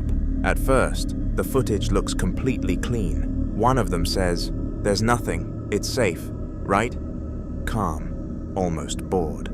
They pan across the frame looking for anything unusual, scanning from the walls up toward the roof structure. Then someone spots something tucked near a beam. Watch. Nggak ada ya, aman ya. Di sini aman, oke? Kita coba lihat ke atas sebelum atas sebelah sananya. Atas mana? Atas tengah ini. Bebas. Terserah kalian guys, mau pilih pilih yang mana? Tuh kan nggak ada. Itu bro, stiker.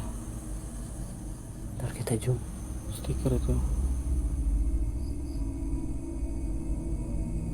Ini stiker atau apa sih? Ini mah manusia. Stiker matamu. Manusia jurik.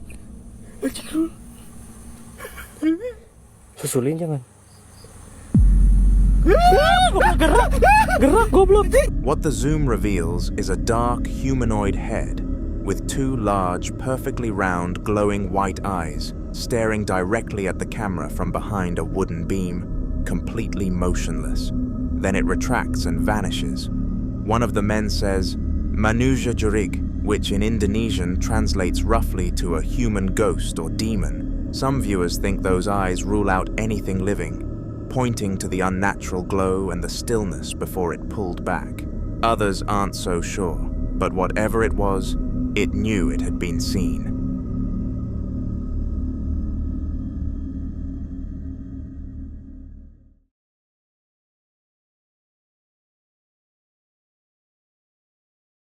Now in this next clip, a woman is alone in a massive stone cathedral in Norway at 2:30 in the morning, sitting at a large pipe organ and filming herself practicing, something she says she does regularly and usually without fear. But tonight is different. Shortly after she starts recording, she catches something on audio that stops her cold. Watch.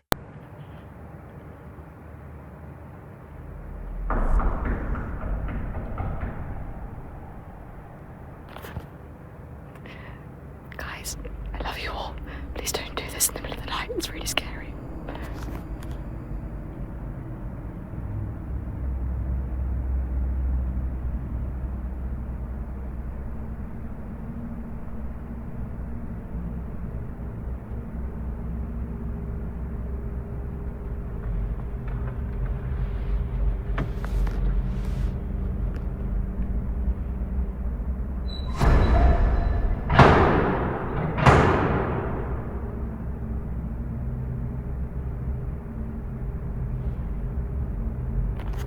It's 2:30 in the morning and someone's trying to get in, and it is...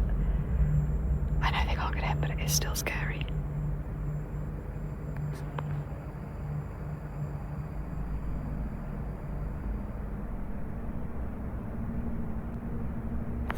I basically just sit here in silence until I feel like they've probably gone.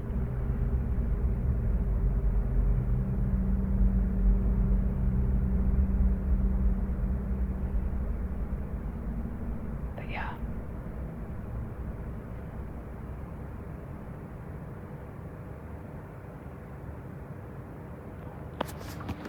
First, 3 muffled thuds echo through the empty nave, distant, rhythmic, like someone knocking on a heavy door deep inside the building. Then, less than 30 seconds later, the sounds escalate dramatically, a violent metallic rattling followed by 3 loud, forceful bangs, as if something is throwing itself against the door from the other side. What makes this harder to dismiss is the setting itself. Norway's Gothic cathedrals carry centuries of history, and Akershus Fortress in Oslo is known for reports of whispers and unexplained sounds moving through its stone corridors at night. Whether whatever was outside that door was human or something else entirely, she never found out. You decide.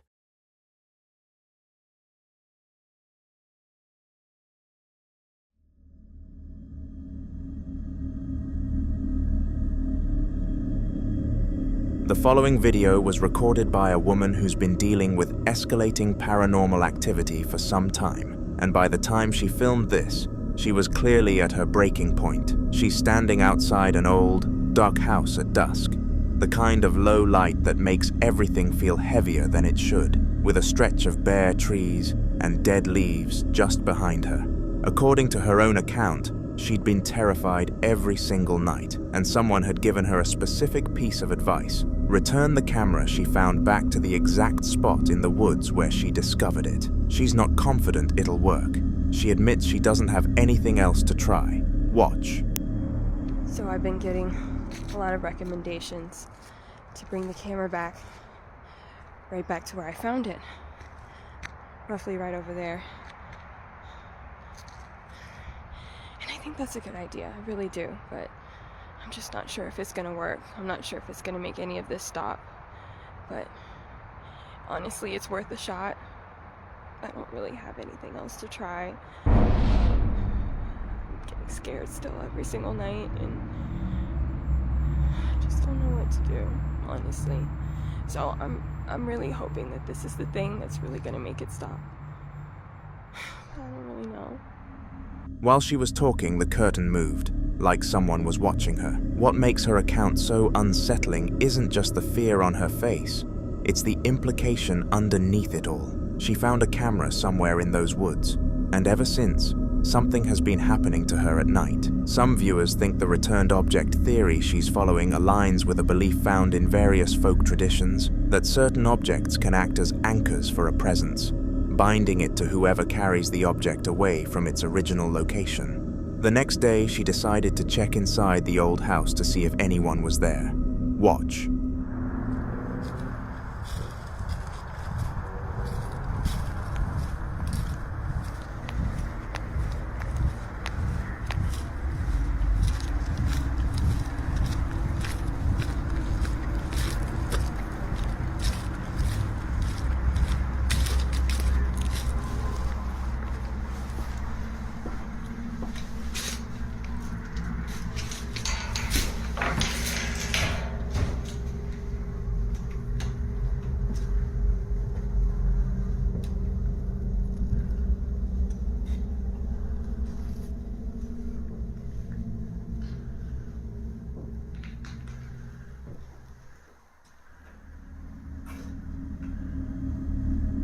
If you look closely, you see someone move past the window. It's faint, quick, and easy to miss, which is exactly the kind of thing that gets harder to dismiss the more you re-watch it. Some think it's a camera artifact. Others think it's something responding to her presence there. And honestly, either answer raises its own question.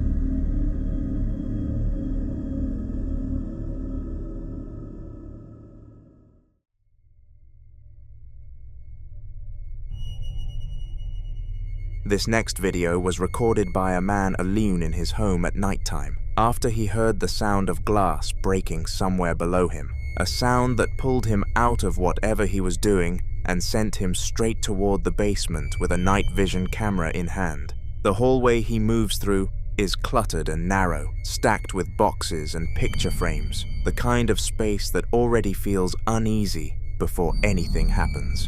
Watch.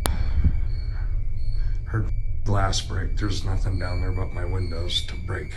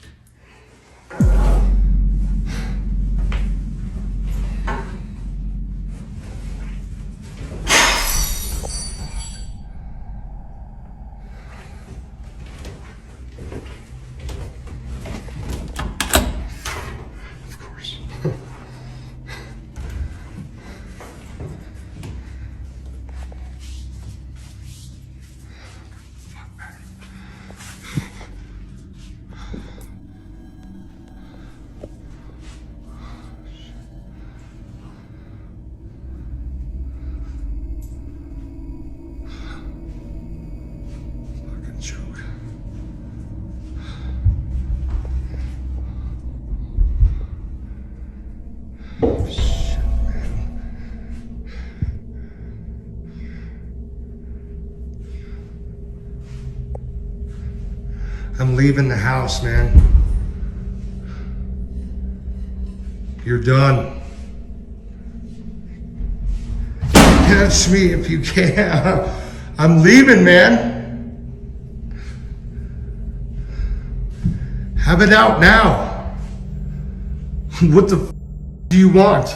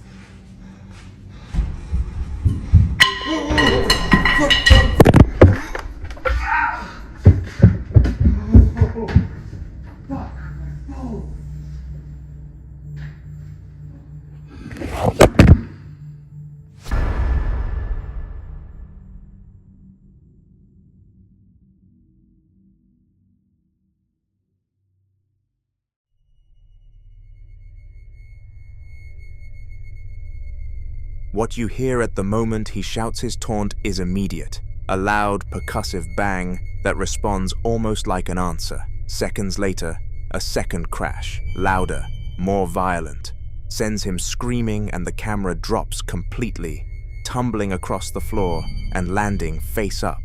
It's the final still frame that stops most viewers cold, a grainy, brightened image of a wall corner where a distinct, dark, humanoid shadow figure is standing. Some viewers immediately pointed to poltergeist activity, a term used to describe a force that interacts physically with its environment, not just appearing, but throwing, breaking, responding.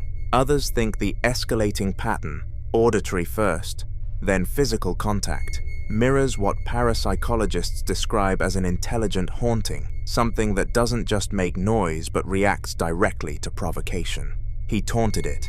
It answered, and I honestly can't think of a more unsettling question to sit with than this. What exactly answered back? The following video was recorded by a man in Virginia who'd been noticing strange things happening inside his shed. Strange enough that he set up a Ring security camera in there to try to catch something on film. The shed itself is cluttered with tools, old boxes, and years of accumulated junk. The kind of space that's easy to ignore until it starts ignoring you back. The camera is mounted high in a corner, looking down over the whole room, and on the afternoon of April 19th of 2026, at around 4:26 p.m., nobody is inside. Nobody visible, anyway. A door at the back of the room is closed, the floor is still, and then it isn't. Watch. Man, look at this.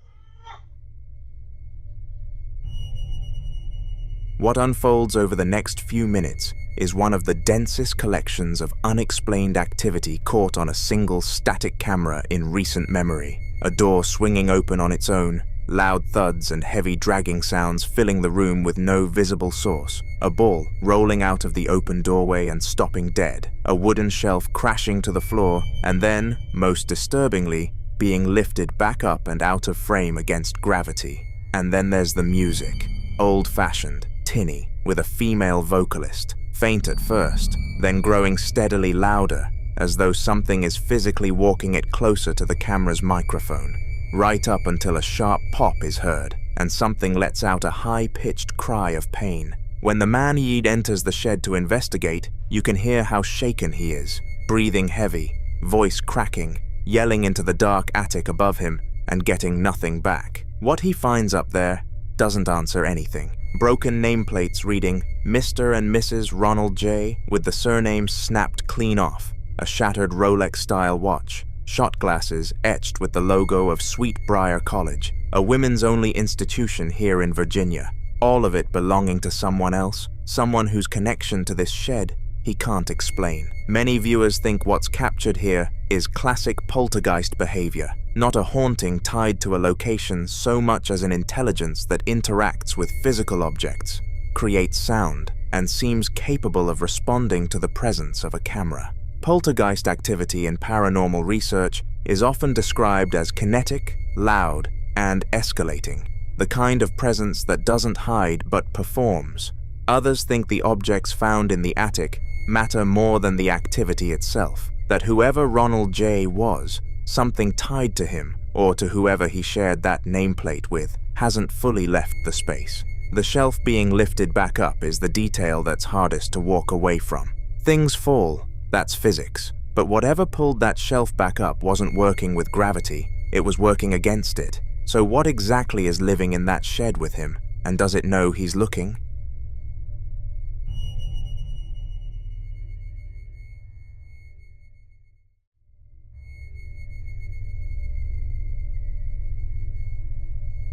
Now, in this next clip, a group of friends decide to explore the darker parts of the building they're staying in at 4:15 in the morning. What starts as a casual, laughing walkthrough of a dark office space slowly shifts into something far more unsettling.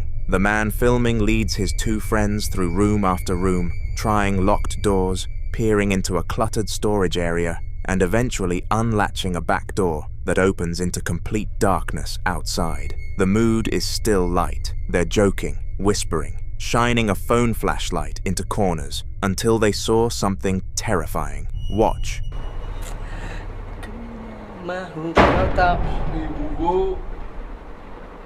Oh, my pitu, my pitu, my pitu, my pitu, my pagi. My pagi, my pitu, mari kita tengok, mari kita tengok. Pukul apa, Pi? Pukul apa, Pi?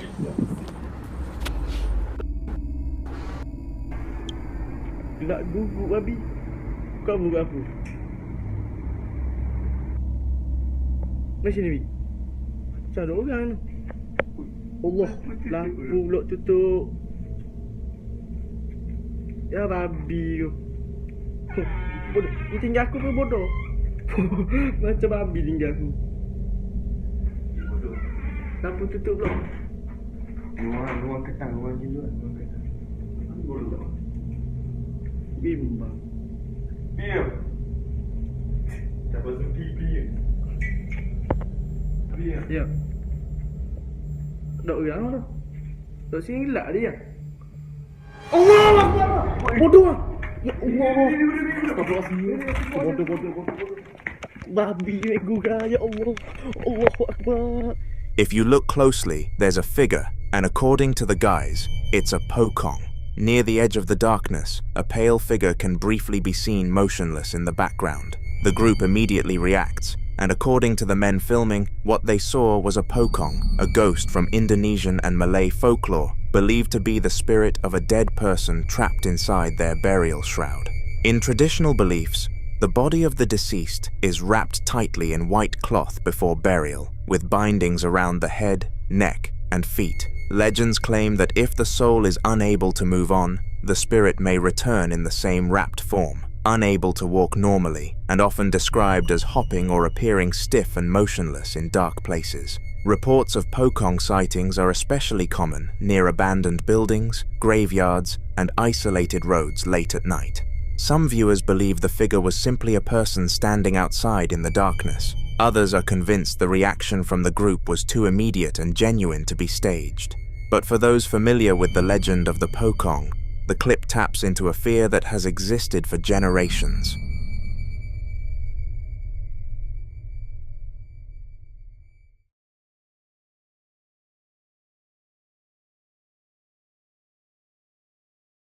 The following clip was recorded inside what appears to be a private collection room, floor-to-ceiling wooden shelves packed with hundreds of clown dolls, figurines, and ceramic pieces, a human-sized clown seated in a chair in the background, holding two smaller ones on its lap. The woman filming walks through the space calmly at first, taking it all in, until something just off-camera stops her cold. Watch. Might do that. Are you a textual?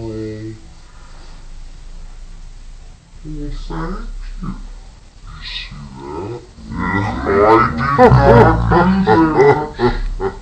You see that? She freezes mid-step, her expression shifting from neutral to wide-eyed shock, and she raises her palm outward like she's bracing against something invisible. Collections like this, especially ones centered around objects with human-like features, such as dolls or figurines, have long been tied to unsettling theories in paranormal folklore. Across multiple cultures, objects that resemble the human form are believed to act as vessels, not necessarily because something is placed into them intentionally, but because their likeness creates what some traditions describe as a spiritual anchor, something that makes it easier for unseen entities to attach themselves or manifest through them. Clown figures in particular tend to amplify that discomfort, not because of anything inherently supernatural about clowns themselves, but because their exaggerated expressions create a disconnect between emotion and appearance. Smiles that don't feel natural, eyes that seem fixed yet aware, making it easier for the human mind to interpret subtle changes as something more.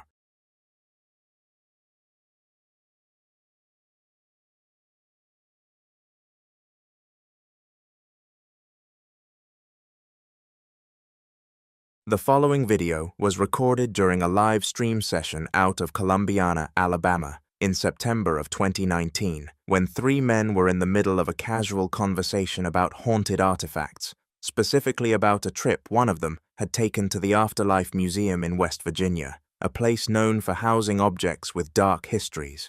On the table in front of them sat two vintage baby dolls, brought out as part of the discussion.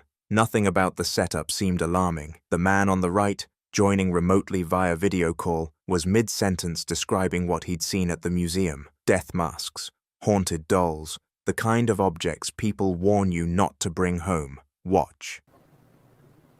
Death mask. They actually had the cap they would put on death row inmate when they got the chair. I mean, it was bizarre. And I thought, yeah. What happened? Like 20 seconds ago, I thought, yeah. I ignored it. Because I thought it was my eyes. I didn't really. It was this one right here, wasn't it? Yes, it was. Screen, I didn't see. I missed it. Hey, I was just trying to see the head kind of wobble like it was trying to turn. Yeah, okay. I thought my eyes were playing with me. Joe, you want to take that one home with you? As long as it's temporary. They had death mask. They actually had the cap they would put on death row inmate when they got the chair. I mean, it was bizarre. And I thought, yeah. What happened? Like 20 seconds ago, I thought, yeah. I ignored it because I thought it was my eyes. And we're going to build a museum on it. That'll be cool. It's going to be a haunted museum and a Bigfoot museum, artifacts, and, you know, for storytelling and that kind of stuff. Right. I had recently went up to West Virginia to the, what was it called? The Afterlife Museum. The Archive of the Afterlife Museum. That place was really interesting. They had all kinds of dolls that were haunted, were supposedly haunted. They had death masks. They actually had a the cap they would put on death row inmates when they got the chair. I mean, it was bizarre, and I thought, yeah. What happened? Like 20 seconds ago, I thought, yeah. I ignored it. I ignored it because I thought it was my eyes. I didn't really. It was this one right here, wasn't it? The head of the dolls were slowly moving. What makes this harder to dismiss is that the man on the call admits he noticed the movement 20 seconds earlier and chose to ignore it, telling himself it was his eyes playing tricks. Both men react simultaneously and independently, which is exactly the kind of detail skeptics struggle to explain away. Some believe objects that have passed through environments like the Afterlife Museum can carry residual energy, absorbing something from the people and places they've been around. Others think the doll may have been responding to the conversation itself. If you watch the replay closely, you'll notice the right doll also shifts slightly at the same moment. So what exactly set it off?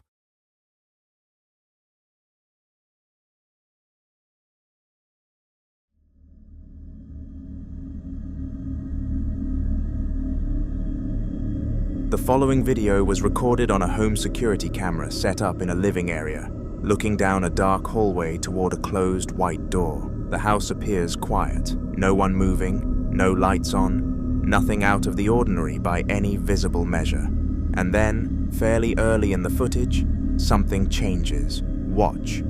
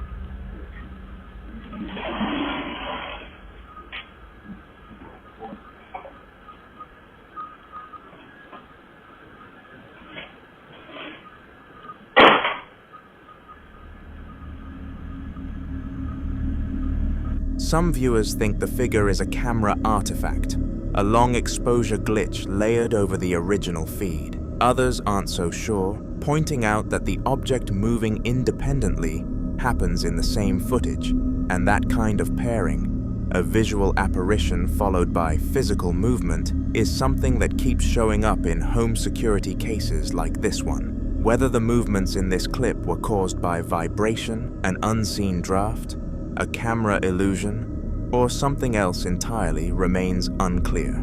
But moments like this are exactly why ordinary security footage so often ends up at the center of paranormal debates online.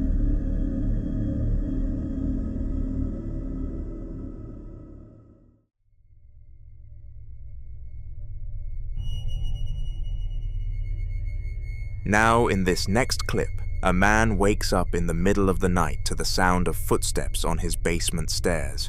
Not once, not twice, but over and over for nearly 10 minutes straight. What makes this especially unsettling is that he thought it was over.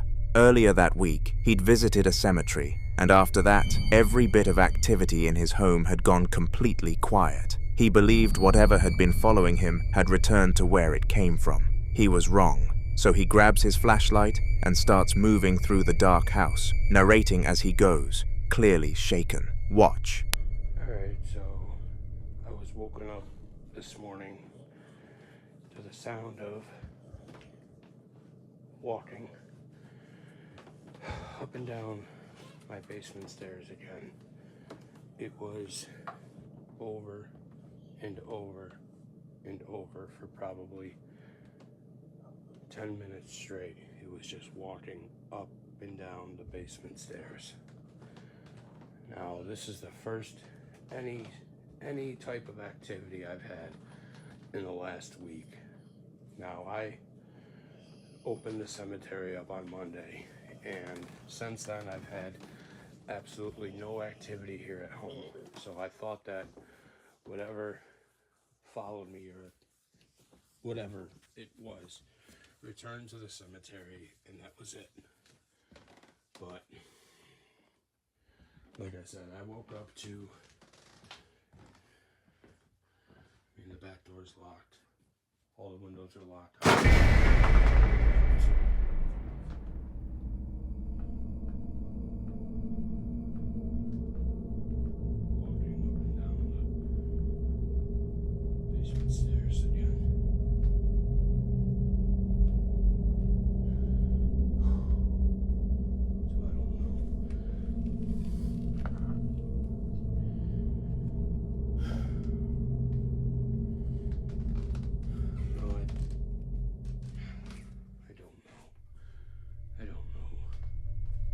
While he's mid-sentence, a loud crash cuts him off. A green shaker bottle now on the kitchen floor, with no one near it. He picks it up, hands unsteady, breathing heavy, and just says, "I don't know," over and over.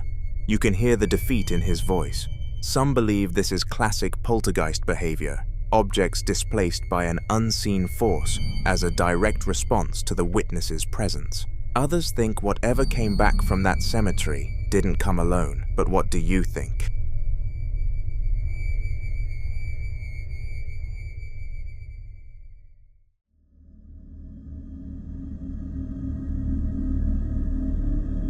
The following clip was recorded by a man somewhere in Carrollsville, late at night and in the middle of a heavy rainstorm. He's parked in his Jeep outside a building near a gas station when something across the street stops him cold. According to him, whatever it was had already been there when he first noticed it. Pale and vaguely humanoid, standing in the rain near the pumps. He gets out of the car, which, honestly, most people would never do. And the moment he does, something shifts. The temperature of the whole situation changes. Watch. Oh my God.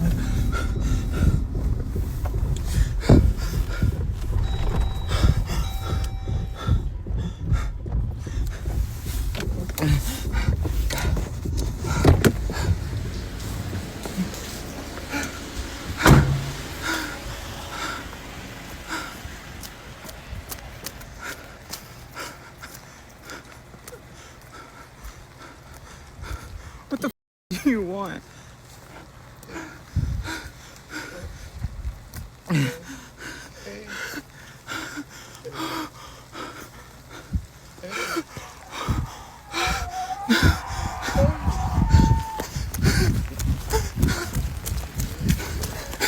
Just leave me alone.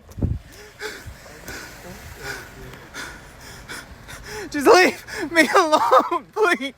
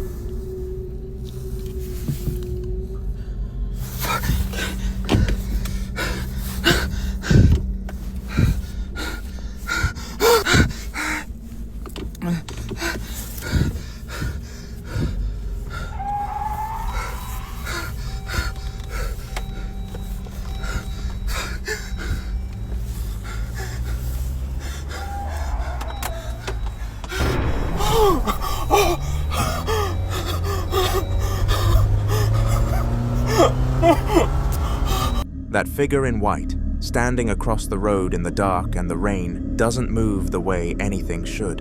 And then the sound starts. A high-pitched, wavering wail that doesn't match any emergency siren, any car alarm, anything you'd expect to hear outside a gas station at night. He screams at it, pleads with it, and eventually scrambles back into the Jeep just to get away. What makes this harder to dismiss is the final glance in his side mirror before he speeds off. The figure is now under the carport he just left, and it appears to be contorting. Some viewers familiar with Carroll County's long history of documented hauntings have pointed out that the region around Carrollsville has carried paranormal folklore for generations. Others focused on those sounds, that unnatural, layered wail, and suggested it's consistent with what some researchers call an intelligent haunting, where a presence doesn't just appear, but actively communicates through sound and proximity. Skeptics think the figure is a person in a raincoat, and the sounds are distorted road noise bleeding through the recording. But that doesn't explain why it followed him. Where exactly did it go?